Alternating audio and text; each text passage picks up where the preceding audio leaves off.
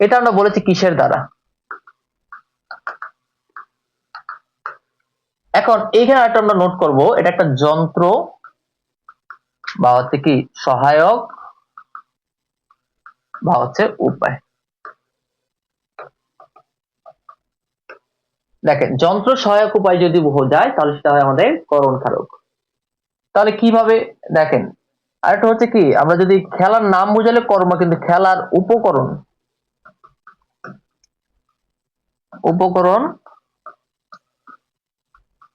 বোঝালে কি করণ। Okay? তাহলে আমরা যদি বলি সাকিব ক্রিকেট খেলে লিখেছিলাম, এখন যদি বলি সাকিব ব্যাট দিয়ে ক্রিকেট খেলে। এখন বলেন এই ব্যাট দিয়ে ক্রিকেট খেলে, যখন এই খেলার কথাটা বললাম, ক্রিকেট একটি খেলার নাম, কিন্তু ব্যাটটা দেখেন একটা কি যন্ত্র কিনা, ব্যাট ধারা খেলতেছে না, ব্যাটটা একটা উপকরণ কিনা।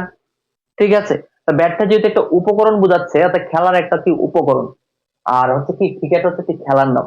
খেলার উপকরণ যখন বোঝাবে তখন সেটাকে আপনারা বলবেন হচ্ছে কি করণ কারক। তাহলে এখানে ব্যাটটা কোন কারক? করণ কারক। করণে কোন বিভক্তি? দিয়ে আছে তৃতীয়া। ওকে, তারপর দেখেন আমরা যদি বলি যে তারা তাস খেলে, দেখেন তারা তাস খেলে, এইখানে তাস খেলে। এখন এই তাস খেলে দেখেন যদি বলা হয় তাস খেলে, কি খেলে? তাস খেলে। কি ধারা মিলে? কিন্তু তাস কি কি খেলার নাম? তাস কিন্তু কোনো খেলার নাম না, তাস এটা হচ্ছে খেলার উপকরণ। ঠিক আছে, কারণ 52 তাসে 53টা খেলা, তার প্রবাদ আছে, কিন্তু 52 তাসে কি 53 খেলা।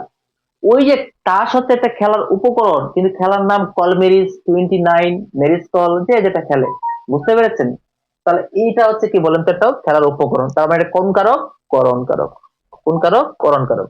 তাহলে খেলার নাম বোঝালে কর্ম, আর খেলার উপকরণ বোঝালে করণ। এই জিনিসটা আমরা বুঝতে পেরেছি, রাইট?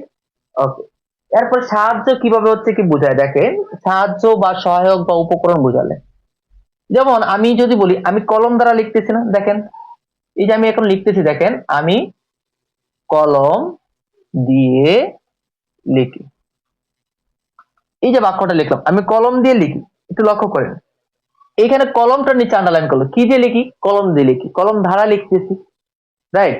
লেখার সাহায্যটা কি দিয়ে করতেছি? কলমের কাছ থেকে নিচ্ছি। তাহলে সেই জন্য এটাকে কি বলা হয় বলেন তো? করণ কারক, রাইট? এটা কি বলেন তো? করণ কারক। কিন্তু আমি যদি বলতাম সে আমাকে একটি কলম দিয়েছে, দেখেন সে আমাকে একটি কলম দিয়েছে। এখন দেখেন কি দিয়েছে? কলম দিয়েছে। এইখানে কি কলমটা থেকে কোনো সাহায্য নেওয়া হচ্ছে? কলম দ্বারা কিছু হচ্ছে এরকম বোঝাচ্ছে না। ঠিক আছে, যে শুধু কি দ্বারা মিলছে, কিন্তু এখানে কি দিয়ে লিখি? কলম দিয়ে লিখি, কি দ্বারা মিলছিল, কিন্তু তারপরে করণ হয়েছে কেন? লেখার সাহায্যটা কলমের দ্বারাই করেছে। কলমটা এখানে একটা যন্ত্র হিসেবে ব্যবহৃত হচ্ছে, রাইট? এই যে কলমটা যখন লিখছি একটা যন্ত্র হিসেবে ব্যবহৃত হচ্ছে। কিন্তু যখন বললাম সে আমাকে একটি কলম দিয়েছে, কি দিয়েছে? কলম দিয়েছে, তখন এখানে কিন্তু যন্ত্র হিসেবে বোঝা যাচ্ছে না, এটা একটা কর্ম হয়ে গিয়েছে। বুঝতে পেরেছেন? তখন এই কলমটা হচ্ছে কি বলেন তো? কর্মকারক।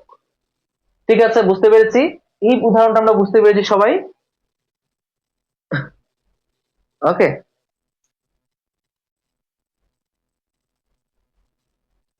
এই উদাহরণটা আমরা সবাই বুঝতে পেরেছি, রাইট? এখন দেখেন আমরা যদি বলি যে কলমটি লিখে ভালো, আরেকটু দেখেন আমি আরেকটু বললাম কলমটি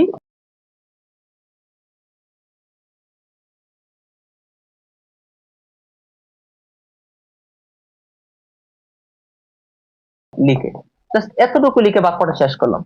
এই বাক্যে ক্রিয়াপদ কি লিখে? কি লিখে? কলমটি লিখে। এখন বলেন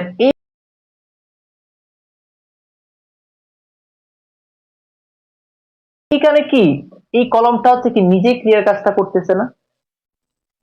ক্রিয়ার কাজটা নিজেই করতেছে না? যেমন বাঁশি বাজে, একটু আগে আমি পড়েছিলাম, আপনাদেরকে মনে পড়ে? তাহলে এইখানে কলমটা কি করতেছে? লেখার কাজটা করতে পারতেছে।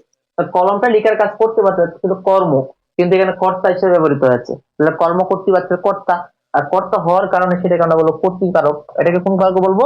কর্তৃকারক। ওকে, এটা কোন কারক তাহলে? কর্তৃকারক। কেন? এই তিনটা দেখেন বাক্য লিখলাম, এই তিনটা বাক্য যদি আপনি বুঝেন তার মানে আপনার হচ্ছে কি যে যে প্রশ্ন মানে অনেক অনেক কনসেপ্ট ক্লিয়ার হবে। দেখেন আমি বললাম কলম দিয়ে লিখি, মানে কলমের ধারা তখন ব্যবহৃত হচ্ছে, সাহায্য নেওয়া হচ্ছে। কিন্তু যখন বললাম সে আমাকে একটি কলম দিয়েছে, যখন আমি বলবো সে আমাকে একটি কলম দিয়েছে, তখন কি দিয়েছে? কলম দিয়েছে। এখানে কলম কিন্তু সাহায্য হিসেবে বা উপকরণ হিসেবে বা যন্ত্র হিসেবে বা সহায়ক হিসেবে ব্যবহৃত হচ্ছে না। কিন্তু এইখানে বললাম কলমটি লিখে, কি লিখে? কলমটি লিখে, ঠিক আছে। কিন্তু কি দ্বারা মিলার কারণে এটা ছিল কর্ম, কিন্তু এই বাক্যে সে লেখার কাজ করতে পারতেছে, তখন সে হয়ে গেছে এই বাক্যে কিসে? কর্তা হিসেবে ব্যবহৃত হয়েছে। কর্তা হিসেবে ব্যবহৃত হওয়ার কারণে সে এখানে হচ্ছে কি কর্তিকার হয়েছে। এবং এটা কোন বাচ্চার কর্তা? কর্মকর্তী বাচ্চার কর্তা, সহজ কথা, রাইট? তাহলে আমাদের এই প্রশ্নগুলো কনসেপ্ট ক্লিয়ার কিনা? এই প্রশ্নগুলোর কনসেপ্ট আমাদের ক্লিয়ার কিনা? আমরা সবাই একটু দ্রুত কমেন্ট করে জানাবো যে আমাদের এই প্রশ্নের কনসেপ্ট ক্লিয়ার, ঠিক আছে।